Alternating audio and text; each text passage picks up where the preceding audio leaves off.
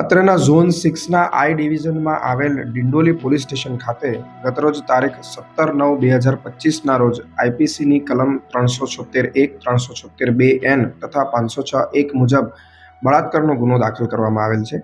ઉપરોક્ત ગુનાના ભોગ બનનાર કે જેઓ પરિણીત છે તેઓએ આરોપી રણજીત પવાર કે જે માધવ રેસિડેન્સી ડિંડોલી તેમજ મૂળ નિવાસી ડુંગલા ગામ ચિત્તોડગઢ રાજસ્થાન વિરુદ્ધ નામજોગ ફરિયાદ આપી છે.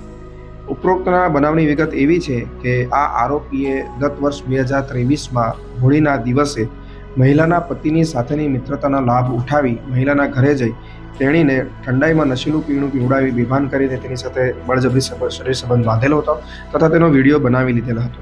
ત્યારબાદ મહિલાને આ વિડીયો વાયરલ કરી દેવાની ધમકી આપીને સમગ્ર વર્ષ દરમિયાન વિવિધ સ્થળોએ લઈ જઈ બળજબરીપૂર્વક તેમની ઈચ્છા વિરુદ્ધ શરીર સંબંધ બાંધી બળાત્કાર ગુજારેલો હતો.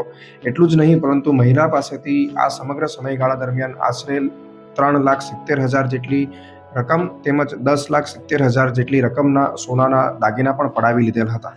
આ સમગ્ર બનાવ દરમિયાન મહિલાને બળજબરી ગર્ભપાત કરવાની પણ ફરજ પાડેલ હતી.